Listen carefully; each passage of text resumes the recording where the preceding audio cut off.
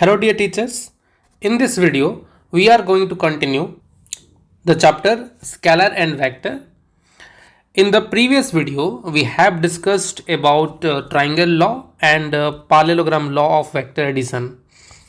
So let's continue the chapter with the topic polygon law of vector addition. तो ये इसका जो statement है ये है कि if a number of vectors are represented by the sides of an open polygon taken in same order, then their resultant can be represented by the closed side of that polygon taken in reverse order. इसका मतलब है कि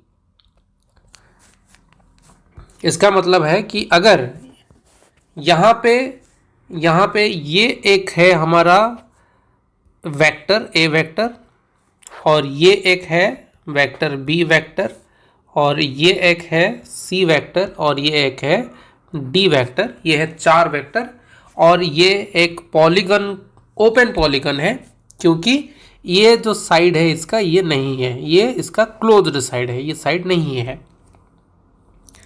तो यहाँ पे जो statement के हिसाब से कि अगर जो वेक्टर्स है एक ओपन पॉलीगन के साइड्स के जरिए अगर ऐसे रिप्रेजेंट है और वो वेक्टर्स अगर सेम ऑर्डर पे है तो जो ये सारे वेक्टर्स का जो रिजल्टेंट है वो जो है वो ये इसका जो क्लोज्ड साइड है उस क्लोज्ड साइड के जरिए हम रिप्रेजेंट कर सकते हैं, लेकिन वो जो होना चाहिए वो रिवर्स ऑर्डर में होना चाहिए। तो इस फिगर में स्टेटमेंट के हिसाब से ये बात जो है वो सही है। क्या है ये कि ये जो वेक्टर्स है ए vector B vector C vector D vector ये चार वेक्टर्स सेम ऑर्डर में है और ये जो है ये क्लोज्ड साइड के जरिए रिप्रेजेंट है और रिवर्स ऑर्डर में भी है। तो यहाँ पे हम लिख सकते हैं that is A vector plus B vector plus C vector plus D vector equal to E vector. Okay, ठीक है, तो चलिए आगे चलते हैं। अच्छा, यहां पे भी एक ऐसा सिचुएशन है, इसको थोड़ा समझते हैं। मान लीजिए कि ये कोई एक वेक्टर है ए वेक्टर और ये भी कोई एक वेक्टर है बी वेक्टर, ये कोई एक वेक्टर है सी वेक्टर और ये कोई एक वेक्टर डी वेक्टर और ये कोई एक वेक्टर ई वेक्टर। तो यहाँ पे ये A vector B vector C vector और डी वेक्टर ये चारों वेक्टर सेम ऑर्डर में है और ये जो है उनके रिवर्स ऑर्डर में है। तो यहाँ पे भी उस पॉलीगन लॉ के हिसाब से हम लिख सकते हैं A vector plus B vector plus C vector plus D vector equal to E vector. ठीक है, नेक्स्ट हमारे पास एक सिचुएशन है, यहाँ पे ये एक क्वाड्रिलेटरल है, पॉलीगन ही है और यहाँ पे ये जो है ये ए वेक्टर है, ये B vector C vector D vector. यहाँ पे कोई भी वेक्टर ऐसा नहीं है कि रिवर्स ऑर्डर में है, ये चारों वेक्टर जो है वो सेम ऑर्डर में ही है, ए बी सी डी चारों सेम ऑर्डर में है। तो इसको एज पर पॉलीगन लोग क्या लिख सकते हैं, मान लीजिए कि हम क्या करेंगे, इस डी वेक्टर को अगर ए से रिप्रेजेंट करें तो इसको क्या लिख सकते हैं माइनस डी वेक्टर, तभी ये रिवर्स बन जाएगा। तो एच पर पॉलीगन लो हम लिख सकते हैं A vector plus B vector plus C vector equal to minus D vector और ये हो जाएगा A vector plus B vector plus C vector plus D vector equal to null vector. तो ये जो चीज़ है कि अगर कोई एक पॉलीगन के जो साइड्स है वो जो साइड्स में अगर वेक्टर्स रिप्रेजेंट हुए हैं और वो सारे वेक्टर्स अगर सेम ऑर्डर में हैं तो sum of the vectors will be a zero vector और नल वेक्टर। ओके, ये हम ट्राइंगल लॉ में भी डिस्कस किए थे, वो भी एक पॉलीगन हो सकता है और वहाँ पे भी अगर वेक्टर सेम ऑर्डर में होते थे तो उनका जो सम होता था वो जीरो होता था। ठीक है, यहाँ एक चीज़ हम ध्यान देने वाली बात है कि अगर हमें यहाँ पर बोलेगा कि if A vector is removed, if a vector is removed, then resultant of b vector plus c vector plus d vector कितना होगा। तो ये है कि ये जो b plus c plus d वो क्या होगा, वो तो माइनस a है, तो resultant of b plus c plus d will be minus, तभी ना ये मिलके जीरो बनाएगा। इस केस में अगर आप पूछेगा कि if a vector is removed then resultant of b plus c plus d will be minus है, मैग्नीट्यूड पूछेगा तो सिंपल a लिखेंगे। सिमिलरली अगर पूछेगा if b vector is removed then resultant of a plus c plus d will be minus b, जो remove हो रहा है बाकी जो वेक्टर बचा हुआ है उसका रिजल्टेंट वही होगा लेकिन अपोजिट डायरेक्शन में होगा। ठीक है, तो यहां पर और एक सिचुएशन है हमारे पास, वो भी देख लेते हैं। क्या है यहाँ पे कि यहाँ पर एक पेंटागन है, पेंटागन में ये A vector B vector C vector D vector, यहाँ पे भी सारे वेक्टर्स जो है वो सेम ऑर्डर में ही रिप्रेजेंट हुए हैं। अगर सारे वेक्टर सेम ऑर्डर में है तो हम लिख सकते हैं ये सारे वेक्टर्स का जो सम है वो होगा जीरो वेक्टर या फिर नल वेक्टर। यहाँ पे भी अगर हमें ये बोले कि if C vector is removed, अगर यहां से सी वेक्टर को रिमूव कर दिया गया देन जो बचा हुआ वेक्टर्स है उनका जो रिजल्टेंट है, जैसे कि ए vector plus B vector plus D vector plus E vector, वो क्या होगा, वो माइनस सी वेक्टर के साथ इक्वल होगा। मैग्नीट्यूड पूछेगा तो सिंपल लिख सकते हैं सी, लेकिन उसका रिजल्टेंट पूछेगा तो सी के साथ मैग्नीट्यूड वाइज इक्वल होगा लेकिन डायरेक्शन जो होगा वो सी के ऑपोजिट डायरेक्शन में होगा। ठीक है, चलो आगे देखते हैं कुछ चीजें। यहां पे ये क्या बताया है, फॉर ए रेगुलर पॉलीगन। ठीक है, तो हम तो अभी क्वाड्रिलेटरल देखे, पेंटागन भी देखे, ये एक इन जनरल सिचुएशन है हमारे पास, एक रेगुलर पॉलीगन है। यहाँ पे वेक्टर्स जो है वो क्या क्या है हमारे पास, a1 वेक्टर है, a2 वेक्टर है, a3 वेक्टर है, a4 ऐसे सो ऑन हमारे पास an वेक्टर है। तो जो यहाँ पे a1 वेक्टर है वो a2 वेक्टर के साथ कितना एंगल बना रहा है, θ1 बना रहा है। जो a2 है वो a3 के साथ θ2 बना रहा है। जो a3 है वो a4 के साथ बना रहा है θ3, सो ऑन ये सारे एंगल्स बना रहे हैं। तो फर्स्ट जो पॉइंट है वो हम यहाँ पे क्या लिख सकते हैं, फर्स्ट पॉइंट जो है वो लिख सकते हैं कि a1 vector plus a2 vector, क्योंकि यहाँ पे a1 a2 है ना, so on up to an vector, वो तो नल वेक्टर होगा। ठीक है, समझ पा रहे हो। और एक चीज है, यहां पर रेगुलर पॉलीगन बोला है इसीलिए a1 वेक्टर का मैग्नीट्यूड जो है वो a2 वेक्टर का मैग्नीट्यूड होगा और वो इक्वल होगा an वेक्टर का मैग्नीट्यूड, क्योंकि यहां पे रेगुलर बोला है, मतलब सारे जो साइड है उसका लेंथ सेम है। इसका मतलब है कि सारे वेक्टर्स जो है उनका मैग्नीट्यूड सेम है। जो सेकेंड पॉइंट है और जो मोस्ट इंपॉर्टेंट चीज है कि यहाँ पे जो एंगल्स बनाया है ये सारे vectors θ1 equal to θ2 equal to θn, ये सारे एंगल्स किसके साथ इक्वल हो गए, 2π/n के साथ इक्वल हो गए। ठीक है, ये मोस्ट इंपॉर्टेंट है, इसको थोड़ा हम ध्यान रखेंगे। इसका अगर हम एक रिवर्स स्टेटमेंट लिखें तो वो ये लिख सकते हैं कि consider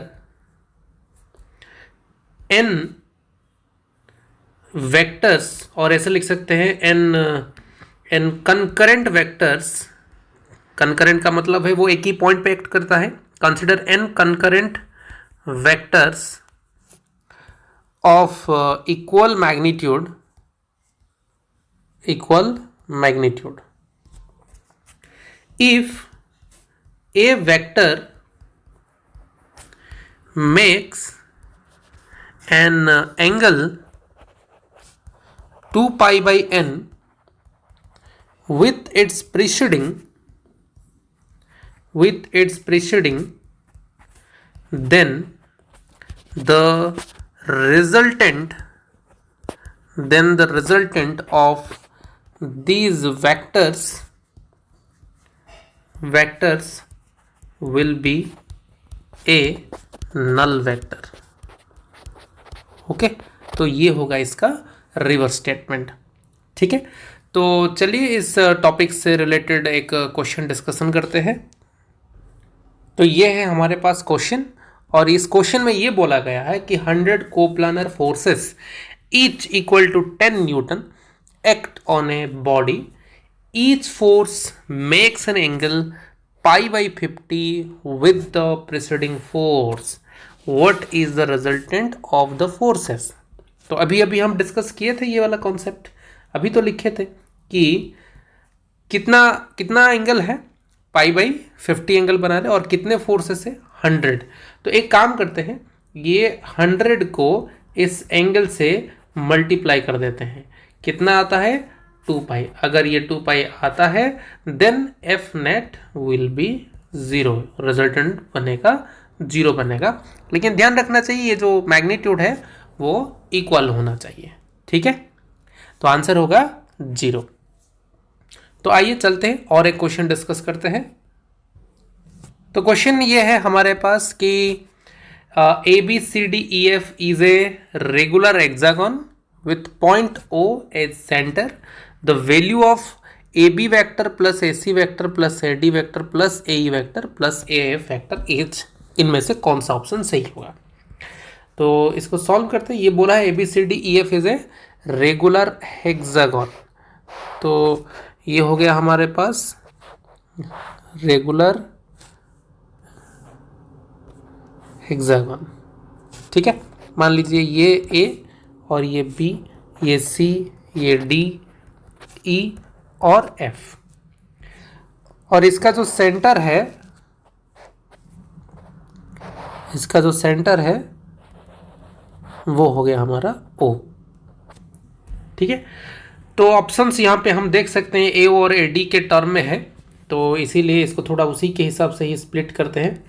a B vector plus A C vector plus A D vector plus A E vector plus A F vector जो है, यहाँ पे हम ट्राइंगल लॉ अगर यूज करेंगे तो ये जो ए वी वैक्टर है, A V vector equal to हम लिख सकते हैं A O vector plus O B vector. ये A O B same order में एज्यूम कर सकते हैं, और ए बी जो है उसको रिवर्स ऑर्डर में अगर एज्यूम करेंगे तो यहाँ पे लिख सकते हैं ए बी को A O plus O B vector.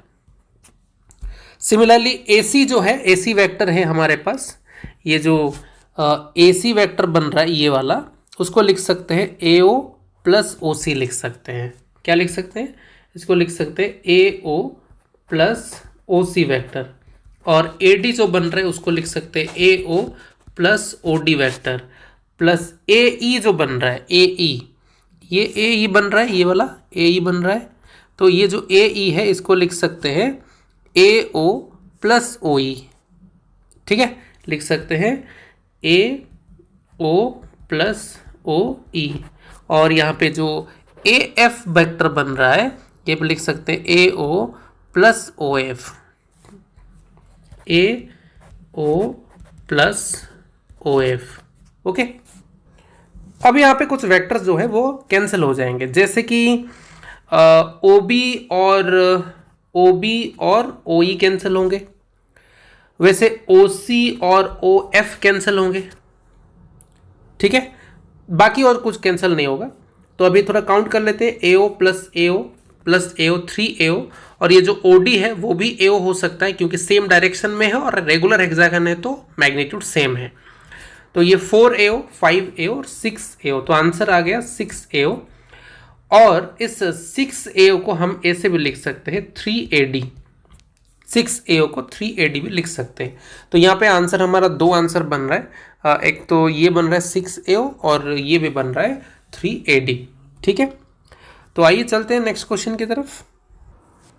तो ये हमारे पास क्वेश्चन है, और ये क्वेश्चन हम एनसीईआरटी से लिए हैं। तो आइए देखते हैं, क्वेश्चन है कि given A vector plus B vector plus C vector plus D vector equal to 0 vector.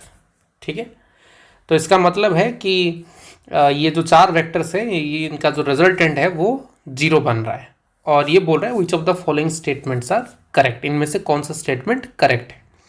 तो हमारे पास जो फर्स्ट स्टेटमेंट है वो क्या है कि ए vector, B vector, C vector and D vector must each be a null vector.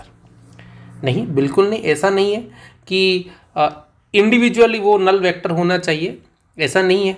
Individually null vector ना हो के भी ये रिजल्टेंट जो है वो 0 हो सकता है। तो इसीलिए ये जो हमारे पास जो फर्स्ट स्टेटमेंट है उसका आंसर होगा नो होगा। तो ठीक है, तो फर्स्ट स्टेटमेंट हम क्या लिखेंगे, इसका फर्स्ट स्टेटमेंट जो हमारा आंसर होगा ये होगा नो, ये स्टेटमेंट करेक्ट नहीं है। मतलब ये इंडिविजुअल वेक्टर्स जो है need not to be null vector, ये नल वेक्टर होने की कोई ज़रूरत नहीं है। आइए सेकेंड जो स्टेटमेंट है हमारे पास वो क्या है चेक करते हैं। सेकेंड स्टेटमेंट बोल रहा है कि the magnitude of A vector plus C vector equals the magnitude of B vector plus D vector. ठीक है, तो हमारे पास है क्या, हमारे पास है कि ए vector plus B vector plus C vector plus D vector equal to null vector.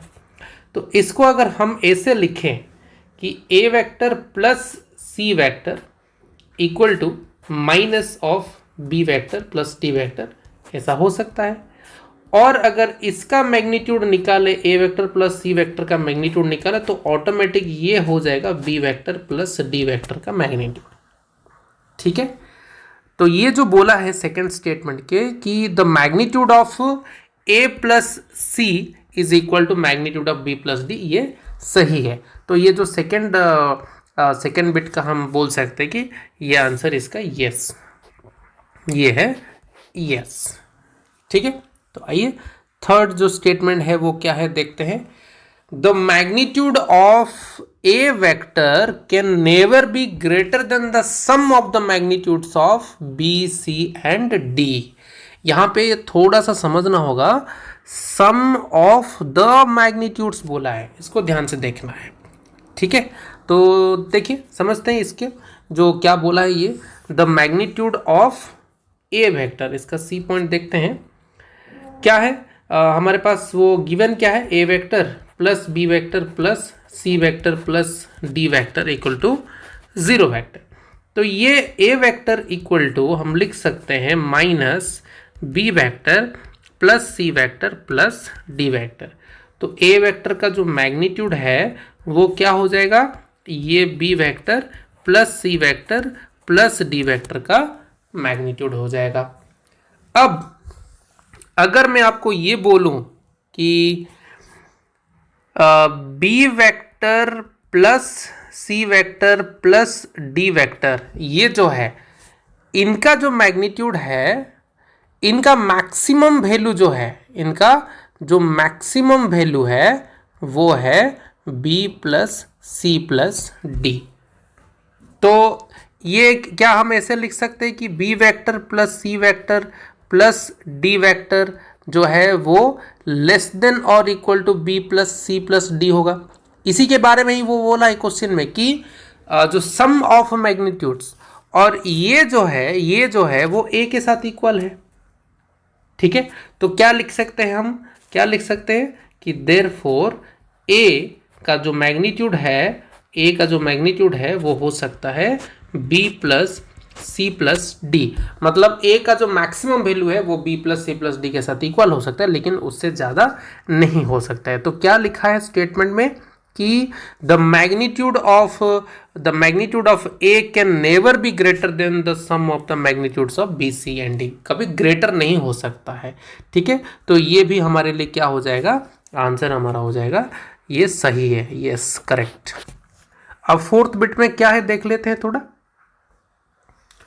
यहां बोला है कि B vector plus C vector must lie in the plane of A vector and D vector if A and D are not collinear. अगर collinear नहीं है तो, अगर line A and D का मतलब ए एंड डी कोलिनियर है तो उनके लाइन में रहेगा B vector plus C vector. ठीक है, देखते हैं ये जो हमें बोला है ये स्टेटमेंट कि क्या बोला है पहले वो लिख लेते हैं। हमारे पास जो डाटा है ए vector plus B vector plus C vector plus D vector which is equal to, यहाँ पर जो बोला है B vector plus C vector equal to minus of A vector plus D vector. यहाँ पे B vector plus C vector को मैं मान लेता हूँ जेड वेक्टर, ठीक है, minus A vector plus B vector. तो यहीं से पता चलता है कि अगर ये जेड वेक्टर ये इनके साथ इक्वल है तो डेफिनेटली ये ए और बी का जो प्लेन है उनके प्लेन में ही ये जेड वेक्टर जो है वो लाई करेगा, अगर ए एंड बी क्या है, कोलिनियर नहीं है। मतलब अगर ये मान लो कि ये बी वेक्टर है और ये मान लो कि ए वेक्टर है, तो इनका जो रिजल्टेंट आएगा ये आएगा मान लो जेड वेक्टर, तो ये हो जाएगा इनका अपोजिट जेड वेक्टर। तो ये जो है वो कोप्लानर बनेंगे अगर ये सेम लाइन में नहीं है। लेकिन अगर मान लो कि यहाँ पे ये है ए वेक्टर और यहाँ पे ये मान लो कि ये है बी वेक्टर, या फिर सेम लाइन में अगर हम ले जाए, सेम लाइन में ही ले जाए, मान लो ये हो गया, दूसरा ले लेते हैं, ये हो गया हमारा बी वेक्टर, तो जो जेड आएगा वो बनेगा ये वाला बनेगा और ये उनके लाइन में ही आ गया, ठीक है। तो ये स्टेटमेंट भी हमारा सही है, ठीक है, तो लिख लेंगे यस, ओके। तो ये हो गया हमारा polygon law of vector addition. आइए आगे चलते हैं नेक्स्ट टॉपिक और जो कि है हमारा resolution of A vector, okay. तो ये था हमारा polygon law of vector addition. आइए आगे चलते हैं नेक्स्ट टॉपिक और तो ये था हमारा polygon law of vector addition. So let's discuss the next topic, that is resolution of A vector. तो इसमें ये है कि ये क्या है, रिजोल्यूशन ऑफ वेक्टर क्या होता है कि ये जो है वेक्टर का स्प्लिटिंग होता है, उसको स्प्लिट करना होता है और जो स्प्लिट करने के बाद हमें मिलता है उसको हम बोलते हैं कंपोनेंट्स, और जिन कंपोनेंट को अगर हम ऐड करें तो हमें वही ओरिजिनल वेक्टर मिलता है, ठीक है। इसी मेथड को बोलते हैं हम रिजोल्यूशन ऑफ वेक्टर। अगर वो कंपोनेंट जो है वो म्यूचुअली परपेंडिकुलर है तो उनको हम बोलेंगे रेक्टेंगुलर या फिर ऑर्थोगोनल कंपोनेंट्स बोलेंगे, ठीक है। सो रिजोल्यूशन ऑफ वेक्टर क्या है, splitting of A vector into its components, on adding the components we will get the original vector, and if the components are perpendicular to each other then we will say them as rectangular or orthogonal components, okay। so here यहाँ पे हमारे पास एक xy plane है, Cartesian coordinate है, और ये एक vector A vector given है जो कि x एक्सिस के साथ कितना एंगल बनाए, थीटा बनाए। अब हम इस ए वेक्टर को क्या करेंगे, स्प्लिट करेंगे। तो अगर इसको स्प्लिट करेंगे तो मैं यहाँ से एक परपेंडिकुलर ड्रॉप करता हूँ, ठीक है। तो ये O पॉइंट से यहाँ तक एक लेंथ आएगा जिसको हम मान लेते हैं AX, और ये बन जाएगा हमारा AY, जो कि अल्टीमेटली ये जो है वो इस लेंथ के साथ बराबर होगा, और इस पॉइंट का नाम मान लेते हैं M। तो यहाँ पे ये जो इन राइट एंगल ट्राइंगल अगर हम लेंगे, कौन सा राइट एंगल ट्राइंगल लेंगे, OMP अगर राइट एंगल ट्राइंगल ले तो यहाँ पे लिख सकते हैं हम cos theta is equal to base मतलब AX और बेस ओपन हाइपोटेन्यूस मतलब A का मैग्नीट्यूड। तो यहाँ से हमें मिल जाएगा AX is equal to A cos theta. Similarly sine theta अगर लिखेंगे तो इनमें क्या होगा, perpendicular AY by hypotenuse A, तो यहाँ से AY हमें मिल जाएगा A साइन थीटा।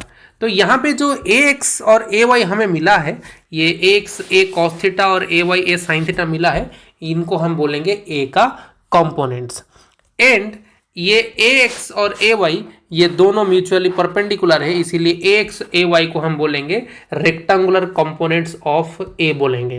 क्या बोलेंगे, where AX and AY are rectangular components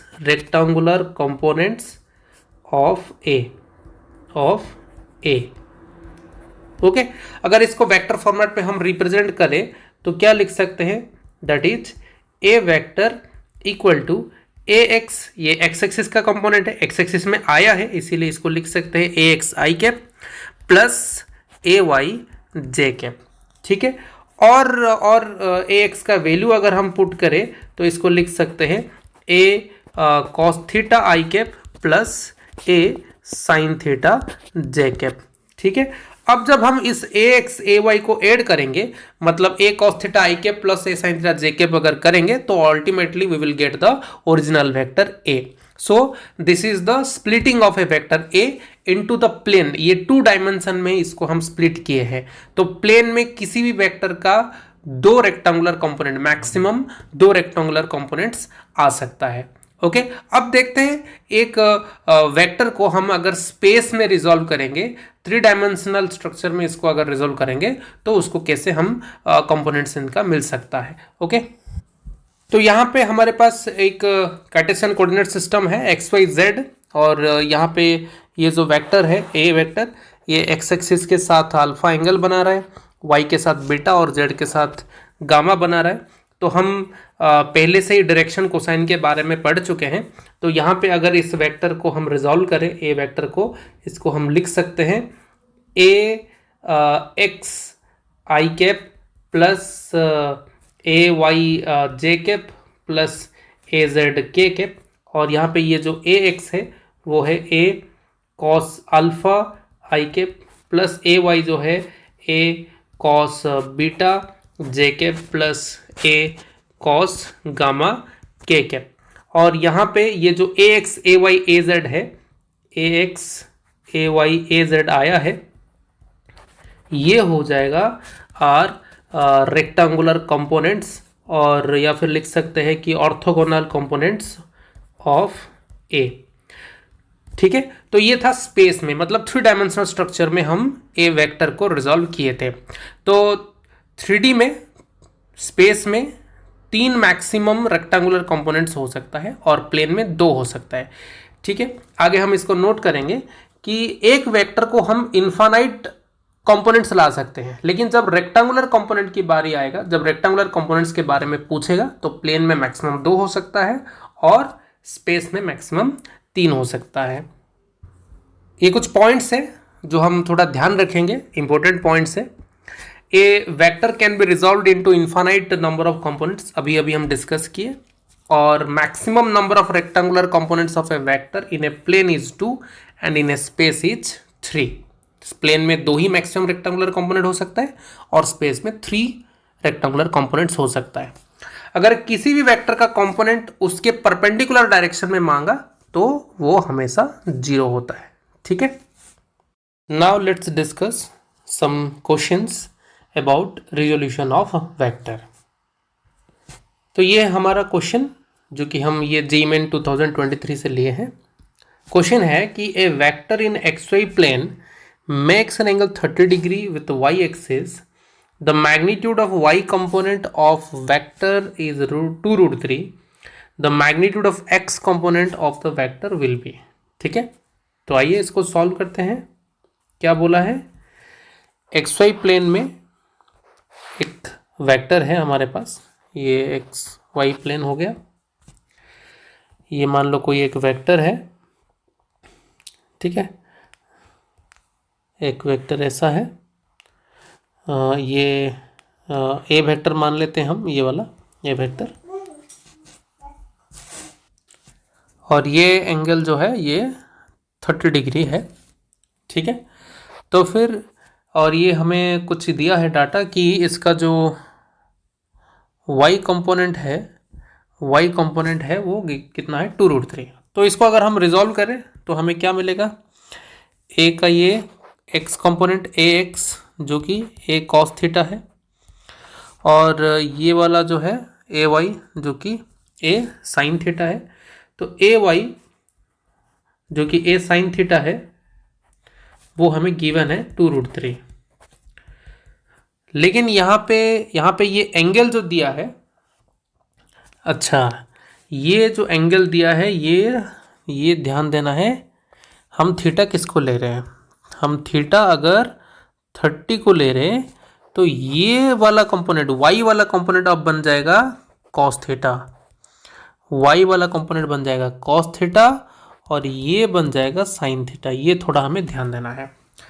तब हमारे पास जो ये एंगल था थीटा, तब ये कॉस थीटा बन रहा था और ये साइन थीटा बन रहा था। लेकिन हम अगर इसको थीटा लें तो ये कॉस थीटा बनेगा और ये साइन थीटा बनेगा।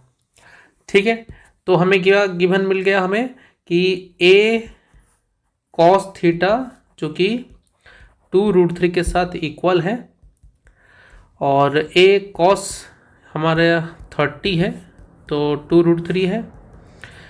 ए कितना हो गया, ए कितना हो गया, कॉस 30 मतलब √3/2 इक्वल टू 2√3, √3 कैंसिल, ए हो गया हमारा 4। हमें कौन सा पूछा है, एक्स कंपोनेंट पूछा है। तो एक्स कंपोनेंट के लिए हम क्या कर सकते हैं, A X equal to A sine theta, तो यहाँ पे 4 इंटू साइन 30, तो 4/2 इक्वल टू 2, ये कर सकते हैं। नहीं तो अदरवाइज और एक मेथड भी हम डायरेक्ट यूज कर सकते हैं। ए ये हमारा ये जो है ये ए वाई है, ओके। तो अगर हम इसको भी लिख दें, यहाँ पे ए एक्स लिख दें, तो यहाँ पे डायरेक्ट हम लिख सकते हैं 1030 equal to A X P perpendicular by base A Y. तो A X is equal to A Y into 1030। तो ए वाई हमारे पास है 2√3 इंटू 1030, 1/√3, तो ये 2, ये अल्टरनेटिव मेथड हमारे पास है, ये भी यूज कर सकते हैं। तो ये आंसर हमारा हो गया ऑप्शन बी 2। तो आइए और एक क्वेश्चन डिस्कस करते हैं। तो हमारे पास ये क्वेश्चन है, क्वेश्चन ये है कि यहाँ पे 3 वेक्टर्स है O A, O B and ओ सी, और ये तीनों वेक्टर्स का जो मैग्नीट्यूड है वो सेम बोल रहा है, और ये पूछ रहा है कि ये जो वेक्टर बनेगा O A vector plus O B vector minus O C vector, ये एक्स एक्सिस के साथ कितना एंगल करेगा। तो ये हम वही जेईई मेन 2021 का एक क्वेश्चन लिए हैं।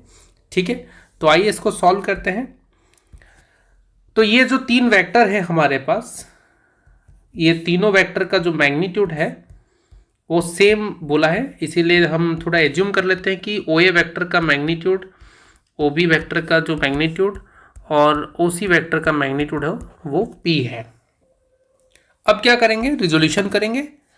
तो ओ ए वेक्टर जो है, ये मान लीजिए ओ ए है, ये तो ये एक्स एक्सिस के साथ एंगल 30 बनाया, तो ये कॉस कंपोनेंट इधर आएगा और वाई कंपोनेंट इस तरफ आएगा, तो ये ए कॉस 30 बनेगा और ये ए साइन 30 बनेगा, मतलब ओ ए जो कि पी है, पी कॉस 30 पी साइन 30। तो ओ ए को क्या लिख सकते हैं, अभी ओ ए वेक्टर को हम लिख सकते हैं पी कॉस 30 आई कैप प्लस साइन 30 जे कैप। तो ये क्या हो जाएगा, कॉस 30 मतलब √3/2 आई कैप प्लस साइन 30 मतलब 1/2 जे कैप। फिर देखते हैं ओ बी। ओ बी को भी हम अगर रिजोल्व करें तो इस तरफ आएगा जो कॉस कंपोनेंट, क्योंकि 60 इसके साथ बना है कॉस 60, और ये आएगा साइन 60 जो कि वाई का नेगेटिव है। तो अभी ओ बी को क्या लिख सकते हैं, ओ बी को लिख पाएंगे हम पी कॉस 60 आई कैप माइनस साइन 60 जे कैप। तो ये हो जाएगा कॉस 60 मतलब वही √3/2 आई कैप, नहीं कॉस 60 मतलब 1/2 आई कैप माइनस √3/2 जे कैप। फिर आएगा ओ सी। ओ सी को क्या लिख पाएंगे, देखते हैं। ओ सी ये वाला है, ये एंगल 45 है, तो इस तरफ कॉस 45, ये साइन 45, और cos 45 minus I cap sine 45 plus J cap. ठीक है, तो उसी को लिखते हैं पी माइनस कॉस 45 आई कैप प्लस साइन 45 जे कैप। तो ये हो जाएगा पी माइनस 1/√2 आई कैप प्लस 1/√2 जे कैप। अब जो हमारे पास वो जो क्वेश्चन है कि हमें क्या फाइंड करना है, O A vector plus O B vector minus O C vector. तो क्या लिखेंगे, अभी पहले वो जो आई कैप वाला जो कोफिशिएंट्स है उसको लिख लेते हैं और जे कैप को बाद में लिख लेंगे। तो ये आ जाएगा पी ओ ए plus O B minus O सी है, ये तो फिर √3/2, ये 1/2, ये -1/√2 है। तो क्या हो जाएगा √3/2 प्लस 1/2, ये माइनस ओ सी है और यहाँ पर माइनस है तो ये प्लस हो जाएगा 1/√2 और ये हो गया I cap plus P J cap का जो कोफिशिएंट्स है वो क्या क्या है 1/2 माइनस √3/2 और प्लस 1/√2 है। तो ये हो जाएगा 1/2 प्लस ओ बी है, मतलब ये माइनस √3/2 होगा, माइनस ओ सी है तो ये 1/√2 होगा और ये जे कैप हो गया। तो अभी जो एंगल पूछा है हमें, मतलब डायरेक्शन पूछा है किसके साथ, एक्स एक्सिस के साथ पूछा है। तो अगर ये जो angle O A vector plus O B vector minus O C vector, ये एक सिंगल वैक्टर अगर हम एज्यूम करें और ये एक्स और वाई है, ये वाला वैक्टर अगर हम एज्यूम करें तो ये एक्स एक्सिस के साथ मान लीजिए वो अल्फा एंगल बना रहा है, तो ये 10 अल्फा क्या लिख सकते हैं, ये जो है जे कैप का कोफिशिएंट और ये जो है आई कैप का कोफिशिएंट। तो अब लिख सकते हैं हम 10 alpha equal to j cap का कोफिशिएंट बाई आई कैप का कोफिशिएंट करेंगे तो पी और पी कैंसिल हो जाएगा, यहाँ पर रहेगा 1/2 माइनस √3/2 माइनस 1/√2, ये √3 है, बाई √3/2 प्लस 1/2 प्लस 1/√2। तो अगर इसको थोड़ा और सिंप्लीफाई करें, सॉल्व करें तो ये हो जाएगा 1 माइनस √3 माइनस √2 और ये हो जाएगा √3 प्लस 1 प्लस √2। अगर हम अल्फ़ा निकालें तो अल्फ़ा हमें कितना मिलेगा, alpha is equal to 10 inverse 1 minus √3 minus √2 by √3 plus 1 plus √2। Okay, तो आइए देखते हैं ये कौन सा ऑप्शन इसके साथ मैच हो रहा है, 1 माइनस √3 माइनस √2। तो ये फर्स्ट ऑप्शन मैच हो रहा है, तो ये हो जाएगा हमारा सही आंसर। ठीक है, तो आइए चलते हैं और एक क्वेश्चन देखते हैं।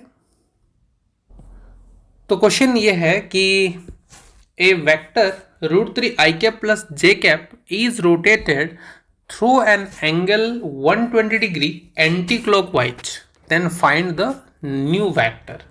ठीक है, तो समझते हैं यहाँ पर क्या बोला गया है क्वेश्चन में। अगर हम कोई एक एक्स वाई प्लेन ले लें, ये एक्स और ये वाई ले लें और यहाँ पर इस वेक्टर को रिप्रेजेंट करने की कोशिश करें तो ये ऐसा बनेगा और ये बनेगा √3 और ये बनेगा 1। तो फिर हम ये एंगल निकाल सकते हैं, मान लीजिए थीटा है तो ये बन जाएगा √3 I cap plus J cap. तो ये एंगल कितना निकलेगा, 10 थीटा कर ले 1/√3 कर ले तो थीटा कितना आ गया 30 डिग्री आ गया। और यहाँ पे क्वेश्चन पे बोला गया है कि इस वेक्टर को अगर हम 120 डिग्री एंटी क्लॉकवाइज रोटेट करें तो अब यहाँ पे ये एंगल कितना है, ये अगर 30 है तो ये हो गया 60 और एंटी क्लॉकवाइज मतलब इस तरफ। तो अभी ये बोल रहा है कि इस वेक्टर को 60 डिग्री और 60 डिग्री एंटी क्लॉकवाइज रोटेट करना है। तो मतलब अब जो वेक्टर बन रहा है वो आ रहा है इस तरफ आ रहा है और ये मान लीजिए बी वेक्टर है। ठीक है, और ये हमारा पहला जो था ये हमारा ये मान लीजिए बी वेक्टर है और ये जो था वो ए वेक्टर था। अब ये इसके साथ कितना एंगल बना रहा है, इसके साथ 60 बना रहा है क्योंकि ये भी 60 है, तभी एंटी क्लॉकवाइज 120 डिग्री हो पाएगा। लेकिन अगर एक प्रॉपर्टी हम याद करें वेक्टर का, on rotating the vectors the magnitude remains same.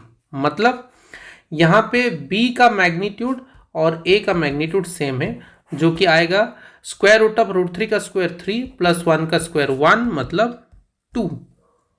अब जो नया वेक्टर बना है उसका मैग्नीट्यूड तो 2 हो गया, लेकिन अगर वेक्टर के फॉर्मेट में लिखे तो अब आएगा 2 cos 60 2 sin 60, 2 cos 60 j cap, 2 sin 60 minus I cap. तो ये हो जाएगा 2 sin 60 minus I cap plus 2 cos 60 j cap. तो क्या हो जाएगा अभी ये कैसे लिख सकते हैं, B vector equal to -2 sin 60 मतलब √3/2 आई कैप प्लस 2 cos 60 मतलब 1/2। तो ये हो गया -√3 I cap plus J cap. ये बन गया हमारा नया वेक्टर। ठीक है, तो चलिए आगे चलते हैं और एक क्वेश्चन डिस्कस करते हैं। तो यहाँ पर एक क्वेश्चन है कि mention the weight of the block in terms of their rectangular components. ठीक है, यहाँ पे एक इंक्लाइन प्लेन है जो कि 30 डिग्री बनाया है वो हॉराइजेंटल के साथ, और यहाँ पर ये 2 kg वाला ब्लॉक है। तो यहाँ पे इस 2 kg ब्लॉक का जो वेट आएगा उसका हमें क्या करना है, रेक्टेंगुलर कंपोनेंट्स के फॉर्मेट में लाना है। तो यहाँ पे ये जो प्लेन है, ये इस ब्लॉक को हम एक पॉइंट समझ लेते हैं। 2 kg को हम ऐसे मान लेते हैं कि ये 2g और 20 ग्राम 20 kg वेट या फिर 20 न्यूटन है। तो ये अगर 30 डिग्री है तो यहाँ पे अगर हम कोई एक लाइन एज्यूम करें तो ये वाला एंगल भी बनेगा 30 डिग्री। तो ये बोल रहा है कि ये 20 न्यूटन या फिर 20 जो 2g kg वेट है, अगर उसको एग्जैक्ट वैल्यू 9.8 भी डाले तो भी हम ले सकते हैं। एज्यूम कर लिया हम g का वैल्यू 10 यहाँ पे, तो 20 न्यूटन को हम ये जो हमारे पास गिवन है ये कोऑर्डिनेट्स y और x, इसके हिसाब से हम रिजॉल्व करके लिखेंगे। ठीक है, तो so dear teachers, I request you to solve this question and please comment the answers in the comment box. So if the content is useful for you, kindly subscribe the channel and share, like the video.